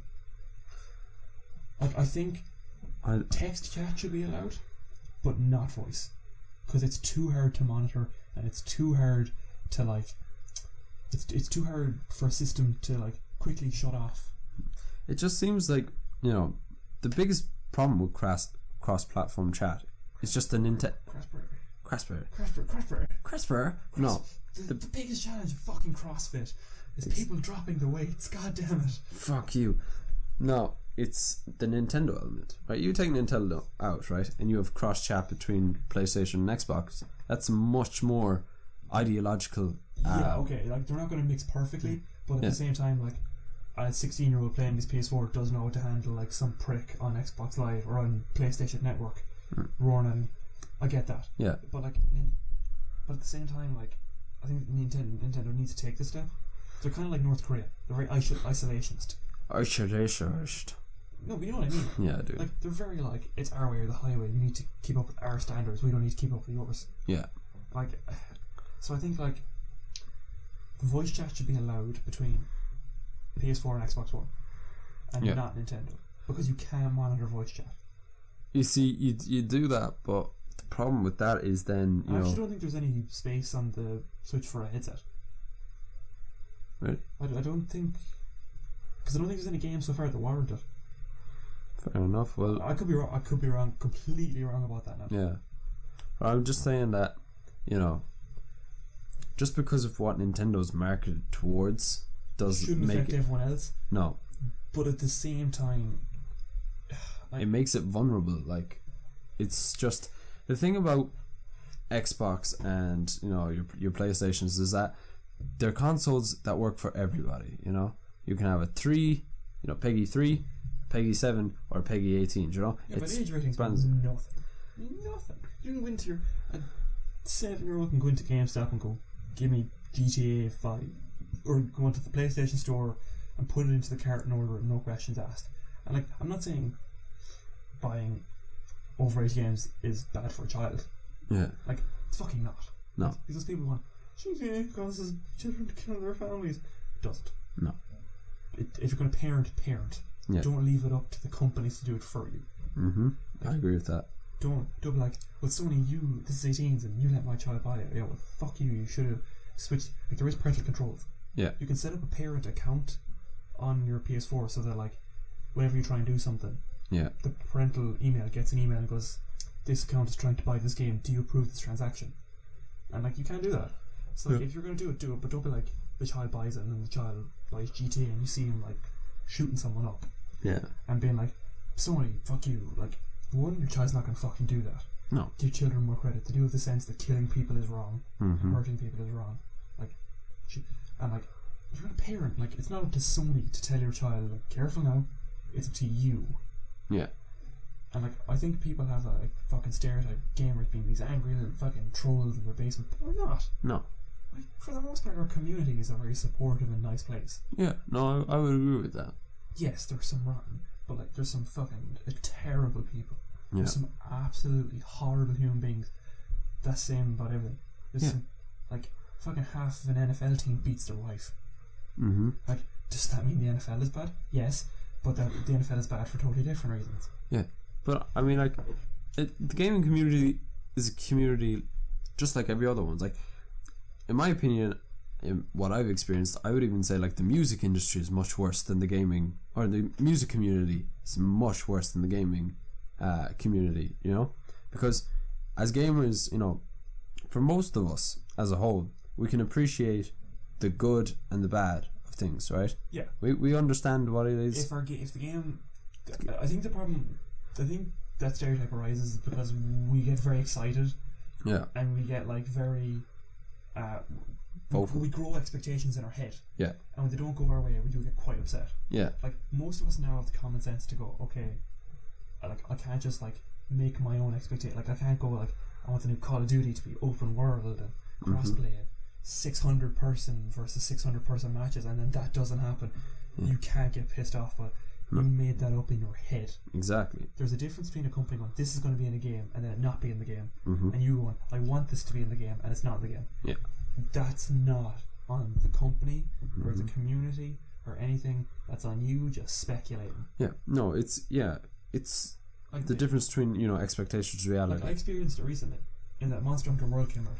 I adore the Monster Hunter series, and now it's not as jam-packed with content as every other Monster Hunter game. It's the best Monster Hunter game that's ever come out. Okay. By a mile. Yeah. By a mile. It's the best one. But like, you know, there's less in it compared to other Monster Hunter games. And like, I was going to be all these monsters, and then when they stopped announcing monsters and the full monster list came out, I was like, oh, that's it's looking a bit bare there. I was upset, but I was just speculating that this monster was going to be in this one. They never announced anything, and that's not my. I'm upset, but it's not Capcom's problem. And they're still adding monsters through free DLC every month. So like, you never know, it could come out. Like, I don't know. I think as the industry gets better, like we're talking about, the player base gets better. Yeah. Our community gets better. Yeah, well, I mean, like, that's just kind of common sense, you know? If you piss people off, people are going to get generally worse about it. Yeah, like, if the industry is shit, the way I like to see it is, it's the same with comic books or anything.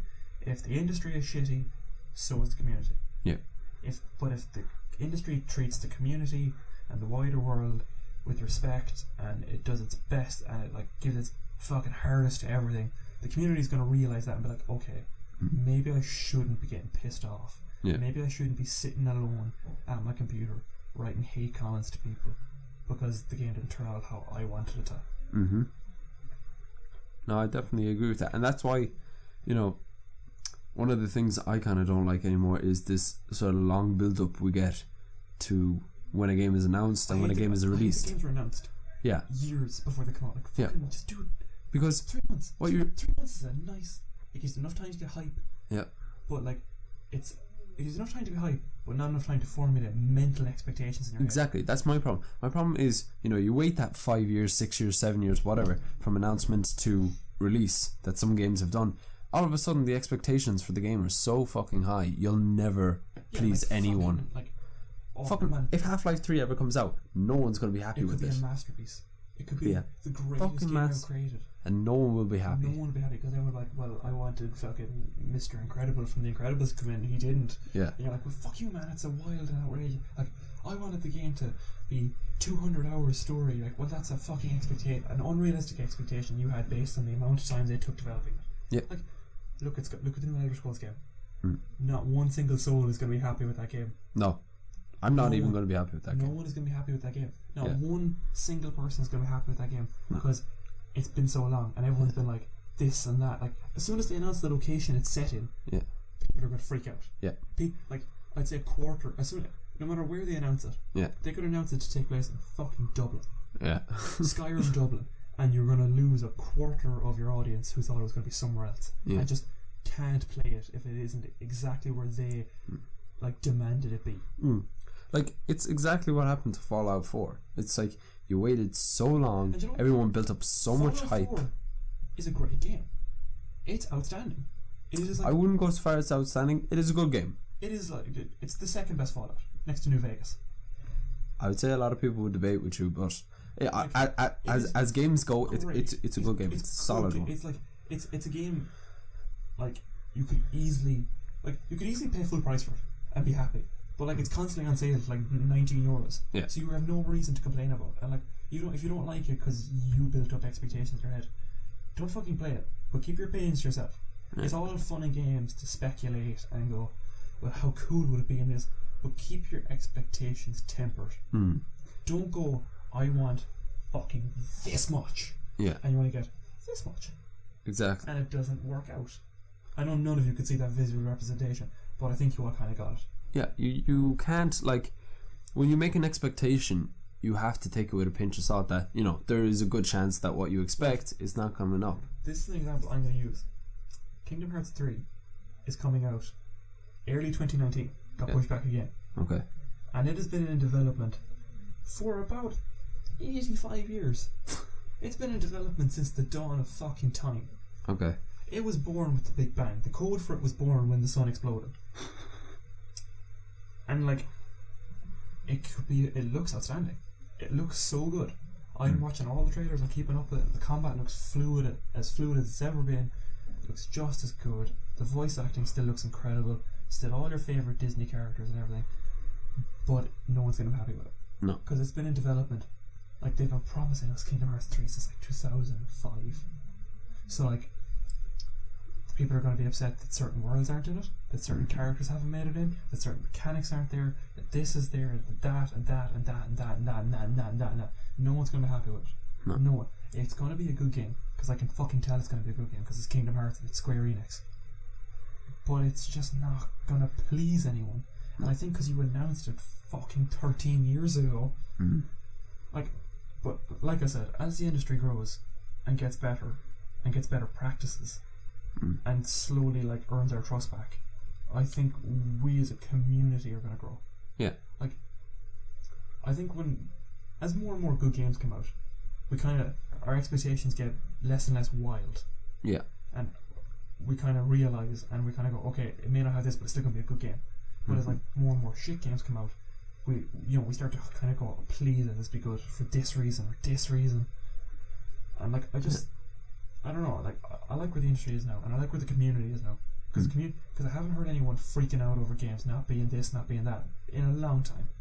In the past like 6 or 7 months, I haven't heard anyone say that. I heard anyone go, this is bullshit because I thought. Yeah. Like, I'm just, yeah, it's like, we kind of have to wrap it up now because I have to go. Yeah. So, any closing statements on the state of the video game industry? I think, we're perceived to be, as you said, angry little men in our parents' basements, We're not. We're not. We're not. We're actually a pretty decent community as we are now. And the industry's been trying to promote that more and more. That, like, our fans are good people. Yeah. We're having, something we didn't talk about, but we're having, bigger esports attendances. Yeah, esports. When's the Dublin esports on? Or did that already come and go? The 3 Arena one. Yeah. I don't think that went, but I think the sign up is done. Like. Yeah, like I'm fairly sure that it's sold out. Yeah. No, like that's what I'm saying. We're building up a community slowly. It's like building up any community. Like sports community didn't get huge overnight.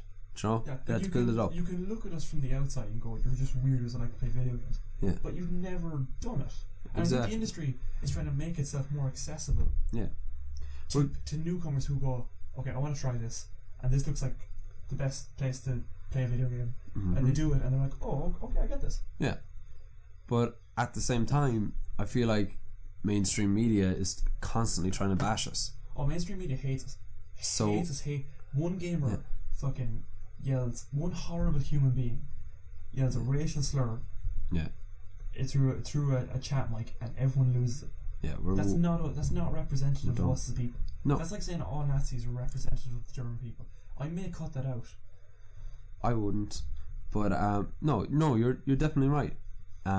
It's the same with like comic book fans and movie fans and music fans. Like from the outside looking in, sure we can be a bit intense, but like people cry over X Factor. That I know. People cry over Love Island. So like maybe we're not, and that's literally like good-looking people sitting on an island riding. Pretty much. Like maybe we're not as weird as you're making us out to be. No. I think. Is that your closing statement? My closing statement is this: we are good at the moment. Yeah. We are not perfect at the moment. We could get better. We can certainly get better, but we're better than we were. We're better than we were. We're on the rise. We're on the rise, and right now, I'm happy. Yeah, I'm the same. Yeah. I think the video game industry as a whole has recovered quite well. Yeah. And I think we're seeing a massive resurgence in like indie stuff. It's kind of putting. I like when the indie stuff, like an indie developer who has like 5 people on his team, can make EA look like an idiot. Yeah. By making a game twice as good and twice as balanced and just less glitchy and shitty. So you're talking about Hellblade? Is that it? Hellblade, Senua Sacrifice. Yeah. Outstanding game. Good, like the fighting is good in it. The story is good, and it was made by a fucking indie team, and like 20 people made Hellblade. Yeah, but you've 100 people working on a game, like a similar game from EA, where it's just not good. You're like, how did this happen? And it's because, and I think the industry has learned from that. Yeah. And there's growing and growing and growing. So like, in the last year, 9 months, big companies have stopped buying up smaller ones. Well, we just had the Microsoft thing happen where they bought 4 developers. Yeah, but Microsoft is never the worst for that. Microsoft kind of lets them do what they want. Okay, that's fair. Microsoft kind of lets them have okay, you have we own you now, but we do still want you to keep making the games you're making. Yeah. But the days of Ubisoft and EA buying up their indie competition and just dismantling them for parts and ruining them so they can't compete with them anymore, it's gone, because there's growing support within the industry from big developers, from publishers, from console makers, from players, from influencers, of just immense support for the indie scene, and I love that. I do too. And I think that overall has put the industry in a really good place, and that the big dogs are comfortable to let the small dogs have their little market share, and that they're comfortable, and that the big dogs are comfortable enough to take on criticism now and run with it and take it to heart. We will need to see where companies like EA go from here. I don't foresee 2019 being any better of a year for them. No, but they could surprise me. They might. They could, they announced Unravel 2. That's an indie game that they make. Yeah. They could surprise me very well. EA could pull one out of arse and be developer of the year, for all I know. I think that's a bit of a high expectation. I know it's a high expectation, but I'm just saying, the way the industry now is, they could recover and anything's possible. It is. No, that is. And I like that there's not this we're not just all expecting everything to be shit anymore like we were for the past 4 years. We kind of have hope that this is going to be good. This could be unreal. Fuck, look at this. This is coming out. We're not just oh, shit, this is bad. This isn't. Oh, that's coming out. It looks terrible. Yeah. The angry video gamer is slowly dying out as the industry gets better, and I like that. Poor Angry Joe. To be fair though, Angry Joe, he's not actually. He doesn't get angry anymore. He just likes to do a very critical analysis. Yeah. People like the angry video gamers. This is a bunch of poopy ass dicks. Yeah. No, he's who are you have a black main character. Well, this is fucking stupid. Yeah. I like that breed is dying out. Yeah, I think along with the kind of the death of. Do you remember Feminist Frequency? No. Oh, okay. Oh, Ben. No. Here. Easy stepping now. hear me out. So the whole thing of Feminist Frequency was that it was a channel made by feminists. All right, I have no problem with that. But she wasn't a gamer, but yet she had like the audacity to criticize everything in the gaming industry to an angry joke. Is that Anita Sarkeesian? That is Anita Sarkeesian. She is the one who started the shit with Boogie. She's the one who started the shit with Boogie. She is a horrible human being. She is. I understand her point in that she wants equal rights for women. Fair play to her. Women do deserve equal rights, and they're not treated fairly in society. Yep. But Anita Sarkeesian had no fucking business. No, it shouldn't. She gave shit to Boogie because she basically claimed that Boogie. He was on a cyberbullying panel with her, right? Yeah. Was it PAX? Something like that? VidCon. And he was on there with, I believe, a person of colour. Yeah. An African American man, I think. I don't think it had anything to do with him, but no, but like he was on the panel, like, and this is just leading to Boogie's point, and they were all talking about cyberbullying, and she said something along the lines of, Boogie, you're a straight white American male. Yeah. You're immune to cyberbullying. Yeah. And Boogie looked at her, and this wasn't during the panel. He kind of let it slide during the panel. Yeah. But backstage, he told this on the H3 podcast. And just the H3 podcast. H3, shut up! I don't know. They've lost the other H3. It disappeared. But he basically turned around and said, "Fuck you, right? It doesn't make me immune to bullying. No one's immune to cyberbullying. No. I don't doubt that a woman on the internet gets it worse than a man on the internet. Because I can fully see a woman getting like it far worse. I can fully see a black guy getting it far worse on the internet to a white guy. I can fully see a gay guy getting it far worse to a straight guy. But just because you are a straight white male does not make you immune. You will be bullied for your appearance, your voice, your content, anything. Like, look at Boogie. He's morbidly obese. Yeah. And that's horrible for him, and I feel terrible for him. Mm-hmm. And he's picked on a lot for that. But he's also picked on a lot for his personality. He's picked on a lot for his content. Yep. And like, just being himself, just being what Anita Sarkeesian said, does not make him immune to cyberbullying. No one's immune to cyberbullying. Absolutely no one on the planet. Yeah. If like fucking anyone put themselves out on the internet, they're going to get bullied. Yeah. Like Anita Sarkeesian, I am damn sure that she must get some amount of shit for being a feminist on the internet. Oh yeah. That is a dangerous game she's playing. Yeah. Fair play to her for it, to try and improve the situation of women on the internet. Okay. Like, good on you, Anita. Yeah. But I think she needs to learn what the fuck she's talking about. Yeah. We're way off topic now. I think. I think So I think we're going to call it here, guys. So just to sum up, gaming industry going good. It's going good. Going very good. Yeah. We'll need to check in again, but as of what we said, like late June, early July, it's in a strong place. Yeah. So good luck, guys. Talk to you.